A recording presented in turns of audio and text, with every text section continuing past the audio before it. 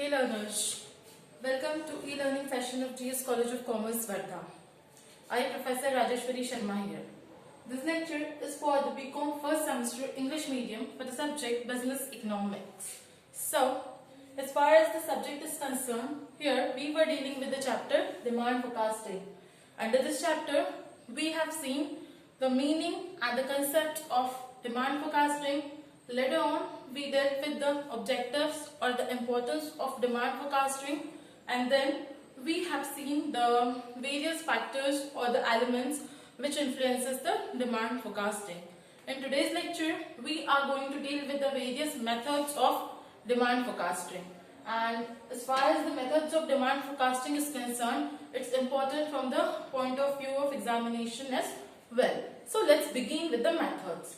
See, whenever we are talking about the demand forecasting, so we need some data to analyze in order to forecast demand for our products in market in the future period of time. So when we talk about the data, so it is of two types, primary data and the secondary data. If we talk about the primary data, so what is basically the primary data?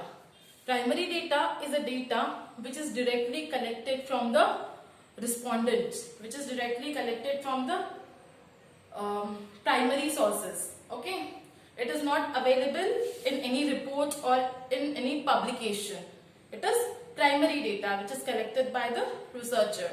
And when we talk about the secondary data, so secondary data is a data which is already collected in the past year by someone else or by us, and then we make use of it for predicting something, for analyzing something. So that is secondary data. So when we talk about the demand forecasting, so in the methods of demand forecasting, we make the use of both types of data, that is primary data and the secondary data. Now, when we talk about the methods of demand forecasting, so it is majorly categorized into two parts or two categories, that is qualitative method and the quantitative method. Qualitative method is also known as opinion polling method.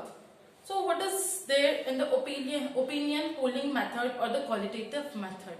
In opinion polling method or the qualitative method, data is collected from various group of people like the customers, sales personnel, experts, etc. And when we talk about the quantitative method, so in quantitative method, we generally make the use of the secondary data which is already available in the books, reports, etc. Here we use the statistical analysis for forecasting the demand of our product in the future in market. So now we will see the various types under the qualitative as well as quantitative method. So let's start with the first type under the qualitative method, that is survey of buyer's intention. As the name is indicating, what we are saying? Survey of buyer's intention. So under this method, for forecasting the demand of our product, we fully rely on the buyer. Here, the company appoints the enumerators or the representative who goes to the buyers or who mails or send their questionnaires to the buyers or the customers in order to get their responses in order to forecast the demand for the product in future. So here in this method, the company completely relies on the buyers for collecting the data in order to forecast the demand for the product. Now there are certain types under the survey of buyer's intention method. So first one over here is complete enumeration method. So what is basically the complete enumeration method? In complete enumeration method, all the buyers, all the potential buyers of a product are interviewed over here. Like, I am a mobile manufacturer and my market share is my target market consists of 2,500 buyers. It's just an example. Okay, I am a mobile seller and my target market consists of 2,500 buyers. So in complete enumeration method, what will I do? In order to forecast the demand for my mobile phones, I will interview all these 2500 buyers for forecasting the demand of my mobile phones in the future. So in this way, in complete enumeration method, all the buyers are interviewed. The next one is sample survey method. So what is basically done in the sample survey method? To understand this method, first of all we need to understand the meaning of sample. What is basically the sample? Sample is a representative of whole population. Like I have said, my target market consists of 2500 buyers. So in complete enumeration method, I will interview all these buyers. But in sample survey method, again we will go with the same example of the smartphone seller. So what will I do? Instead of interviewing all these 2500 buyers, I will select 250 or 500 buyers, that is 10 or 20% of my total population, in order to take their interview for the purpose of demand forecasting. So in sample survey method, what is basically done is, here the potential buyers are selected from the total population, and it is considered that this sample is a representative of the total population and their interview is taken, and on that basis the demand for the product in the market is forecasted. The next one is end use method. So in end use method, what we do is, in order to determine the demand for the inputs, what we do, we try to determine the demand for the final product. Under the end use method, in order to determine the demand for the inputs, we try to determine the demand for the final product. Like I am a rubber manufacturer, and what I have to do, I have to forecast the demand for my product, that is rubber, in the market. So for this purpose, what will I do? First of all, I will see for how many purpose, for what purpose this rubber can be used. So I have found out that this rubber can be used for making footwear. Then I have seen it can also be used for making tires, etc. So once I have determined for what purpose the rubber is used, so I have seen that it is used for making footwear, it is used for making tires. So on the basis of demand of this footwears and tires, I can get the demand forecast for my product, that is rubber. So in end use method, on the basis of the final product, on the basis of the demand of final product, we try to determine the demand for our product, that is the input. So in this way, end use method is also one of the method which is used for the purpose of demand forecasting. The next one over here is collective opinion method. See, it is generally assumed that the customers are close to the sales personnel and sales representative. They are not close to the company. For example, you all are having the mobile phones, so you must use the SIM in that. So if you have the SIM of Jio, so have you directly purchased it from the Mukesh Ambani? Of course not. You haven't directly purchased it from the Mukesh Ambani. You have purchased it from some dealer. Okay. If you have the Airtel, so you have not directly contacted to Bharti Mittal for purchasing the SIM of your Airtel. You must have purchased it from some dealer, right? So therefore it is, so whenever you are going to have some problem with your SIM, so you will not call Mukesh Ambani, you will not call Bharti Mittal, you will contact to your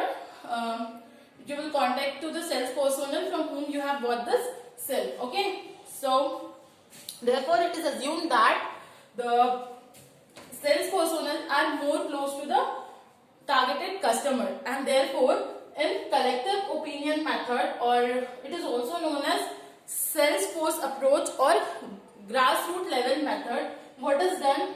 Here the company asks his representative of, this is the company which will ask his representative of different areas like Nagpur, Nanded, Mumbai, Nasik, etc. to collect the data about the demand for the product from the customers. Okay. So here the company will ask the sales representative or sales personnel to collect the data of their areas, to collect the data regarding the demand of the product of their particular areas. And once this data is collected by the sales representative, so now company will compile the data and company will see, and then company will make necessary adjustment in that data for demand forecasting. Now the question is, what kind of adjustment needs to be made in data? So when we are talking about the sales personnel, so different sales personnel may be having different perception. Some sales personnel might be so optimistic, so they may over predict the demand for the product in the future. Some salesmen may be pessimist, so they will under predict the demand for the product in the future. So once this data is collected by the different sales representative of different areas, and it is available with the company, so company compiles the data and make the necessary changes in it in the light of and also takes into consideration the different factors affecting demand forecasting in the future, and then company forecasts the demand for their product in the future. So this way, in collective opinion method, demand is forecasted. The next one is expert opinion method or Delphi method. So as the name is indicating, in expert opinion method, the views or the opinion of experts are taken to predict the demand of the product in future in the market. So in expert opinion method, we use Delphi technique. So before discussing the Delphi technique, I would like to share a fun fact with you regarding how this Delphi company has come into the existence. So Delphi is a place where a Greek goddesses Pythia used to live, and this Pythia was renowned for making the predictions. So in Delphi method, what we do, we make the forecasting for the demand of our product in the future. So therefore the Delphi method is used for the demand forecasting. So it was just a fun fact regarding Delphi method. So now let's see how this Delphi technique or Delphi method works. See, in Delphi method, company appoints the panel of experts. Like there are many experts, A, B, C, D, E. So company will appoint the panel of expert, various expert. He may be the market expert, he may be the economic expert, he may be the financial expert. So these experts are from different field, having the knowledge regarding the different field. So in expert opinion method, the company appoints a panel of expert and then gives them the questionnaire. Okay, questionnaire contains the various question which is related with the demand for the product in future. Okay, so the questionnaire is given to different expert, and their opinion is taken. But even after taking their opinion, it is kept anonymous, means it is kept secret. The opinion of A is not shared with B, opinion of B is not shared with C. But once the opinion of all these experts are taken, then it is exchanged with each other. Like A's opinion will be given to B, B's opinion will be given to C, C's opinion will be given to D, D's opinion will be given to E, and E's opinion will be given to A. So in this way, the opinions of different experts are given to each other for further analysis. And the company keeps repeating this process till the time the opinions of all these experts are not arrived at a consensus.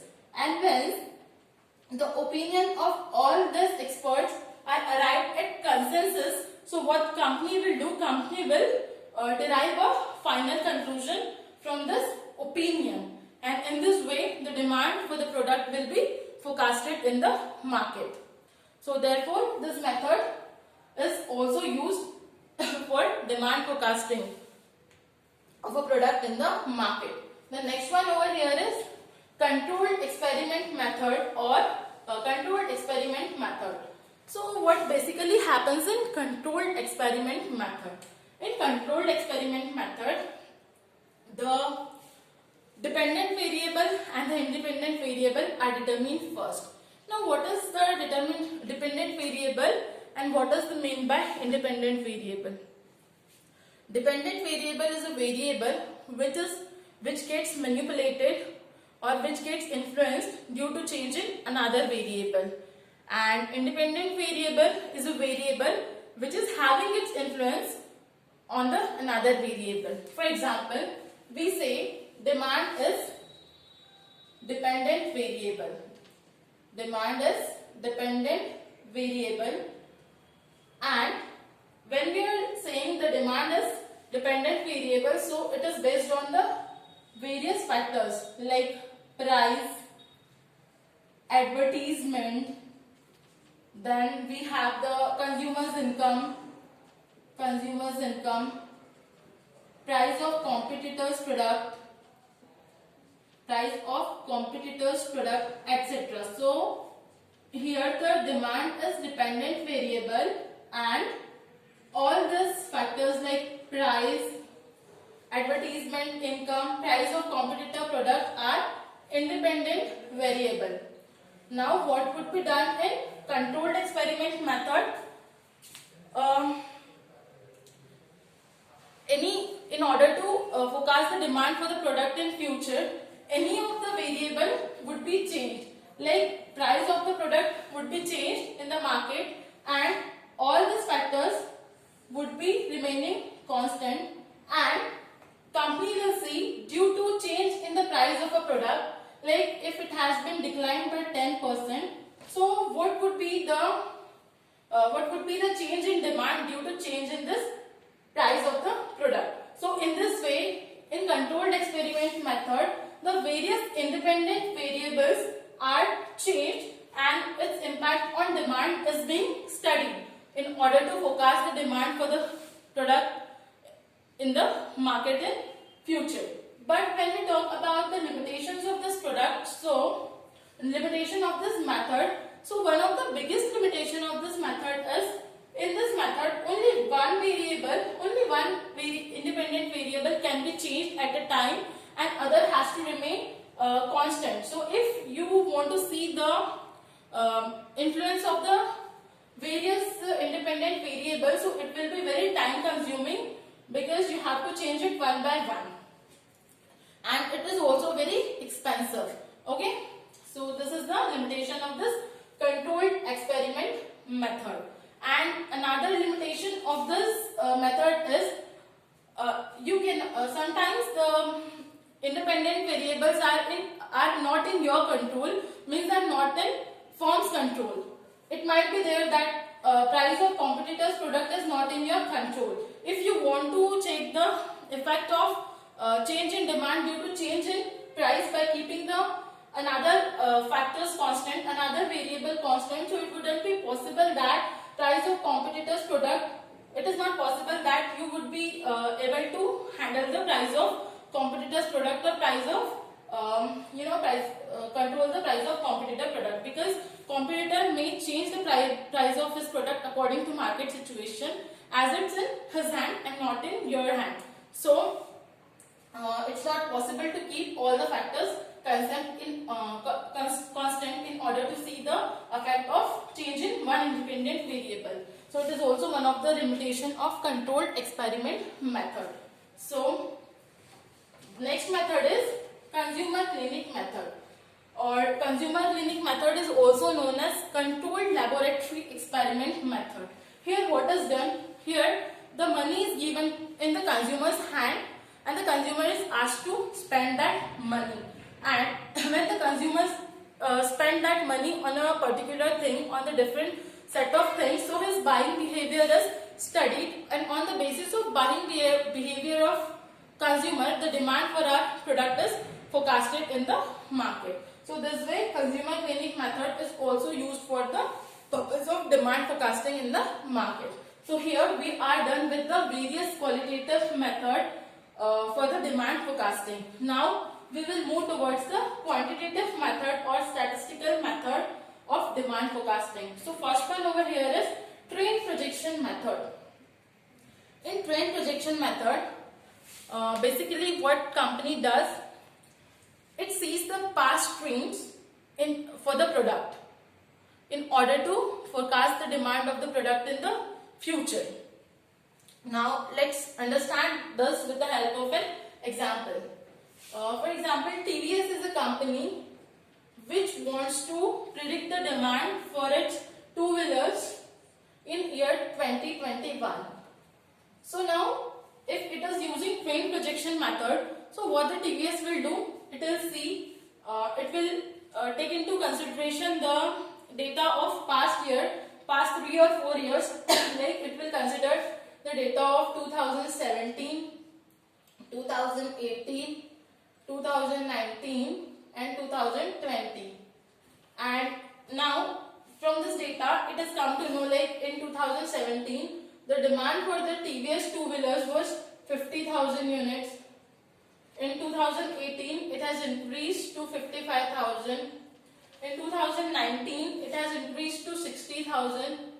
In 2020 it has increased to 65,000. So now on the basis of the data of this past years, now it can forecast that the demand for the TVS two-wheelers will also increase in 2021, and it might be about 70,000 units or 75,000 units in future. So basically in trend projection method, the company considers the data of the past years in order to predict the demand for the future of a particular product.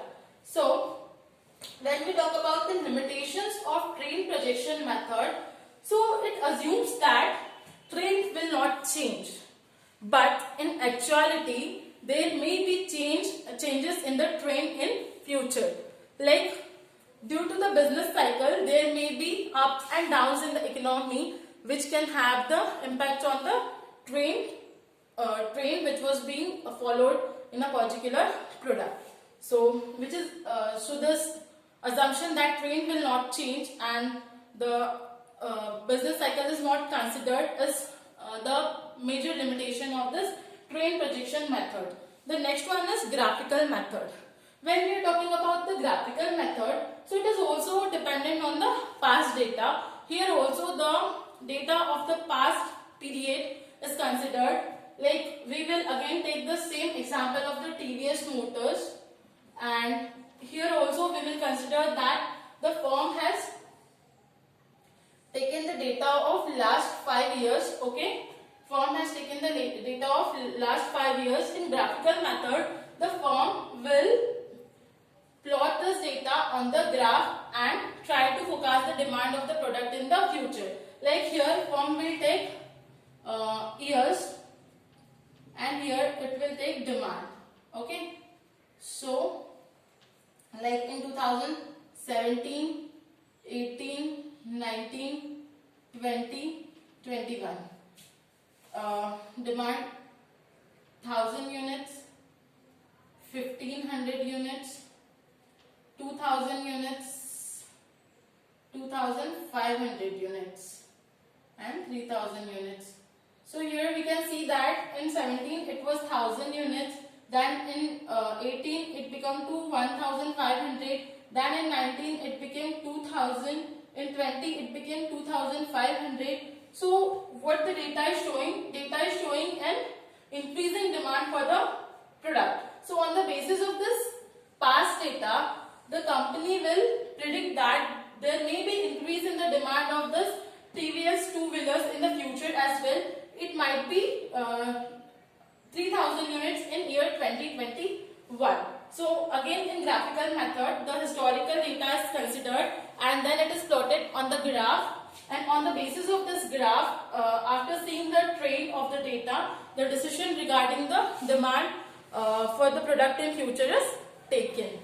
So in this way, graphical method is also one of the statistical method which is used for the purpose of demand forecasting. The next one is regression analysis. In regression analysis, again, the dependent and independent variable is considered, and after the consideration of the dependent and independent variable, like I have given the example of the demand for the product, and as independent variable we can consider the price, consumer's income, price of substitute goods, etc. So after considering the dependent and independent variable, equation is formulated, and then this equation is plotted on a graph. Okay, and suppose after plotting the equation we are getting a straight line like this which is showing the upward trend. So it is forecasted that the demand for the product will increase in future. If the we are getting line like something like this, so it is considered that demand for the product is increasing in future, will increase in the future, but the number of units that will be demanded in future may be more or less than the earlier trend. Okay, so this way, like for example, in 2017 demand was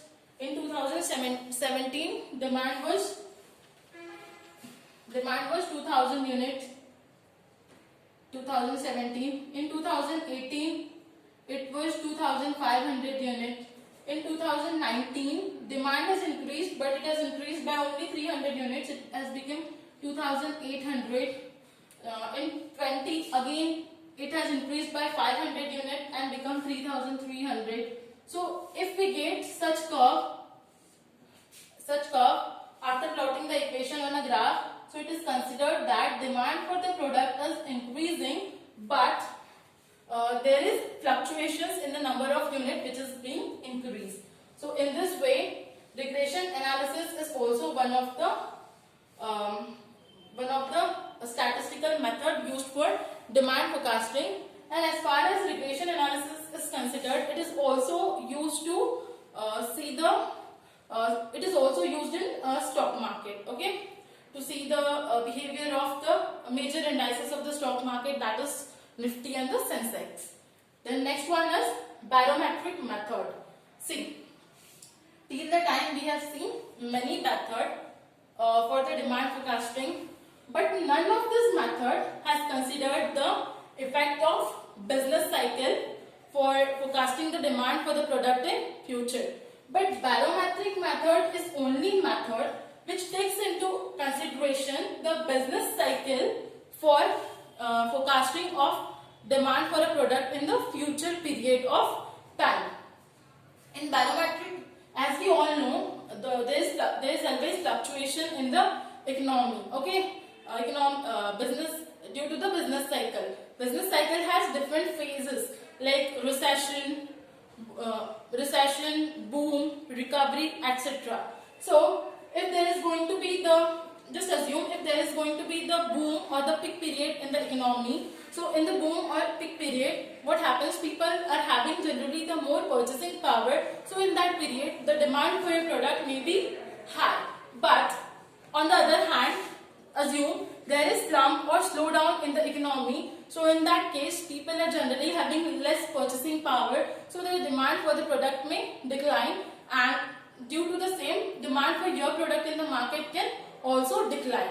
So when we use the barometric method for the demand forecasting, so it helps us to predict all these phases in advance. So in barometric method, there are different type of indicators which helps us to predict the phases which is going to be arrived in future which is going to help us to predict the phases which is going to be arrived in future. So there are three types of indicators: leading indicators, lagging indicators, and the coincidental indicators. So what is basically the leading indicators? Leading indicators are those indicators which helps us to predict the phase in future, which helps us to predict the phases which are going to come in future. So if we consider the example of the leading indicator, so one of the example over here is, if you see the demand for the capital goods like machinery etc. are increasing in the economy. So it may symbolize that, it may refer that there may be peak in the economy in coming days. How? Because when the machinery is going to be demanded, when the capital goods are going to be demanded, when the production needs to be done, and when the production will increase, the employment will increase. When the employment will increase, the purchasing power will be increased. And when the purchasing power of the people will increase, so again the demand for the product will increase, which will lead to the peak period in the economy. So in this way, leading indicator helps us to predict which phase is going to be there in the future and how it will affect the demand for our product in the market. The next one is lagging indicator. When we talk about the lagging indicator, so it is an indicator which helps us to know the impact of a particular phase after it has gone. The third one and the last one over here is coincidental indicator. Coincidental indicators are those indicators which gets influenced or changed with the particular phase. Like if we take the example of coincidental indicators, so one of the coincidental indicator is employment, level of employment in the economy. See, as we know, when there is peak period or the boom period in the economy, when there is more production in the economy, so level of employment increases. And when the level of employment increases, so the purchasing power of the people also increases, and it helps the firm to know when the purchasing power of people is increasing, so there might be increase in the demand for the product of the firm in the market. Then if there is recession in the economy or there is slowdown in the economy, so the level of employment also falls or the unemployment increases. So when the unemployment increases, so the purchasing power of the people also decreases in the economy. With the fall in employment, the purchasing power of the people in the economy decreases, and it also leads to decreasing demand for the product in the market. So in this way, all these indicators in a barometric method helps us to predict the various phases, and with the help of that we can predict the demand for our product in the future in market. So these are the various methods of demand forecasting that we have discussed in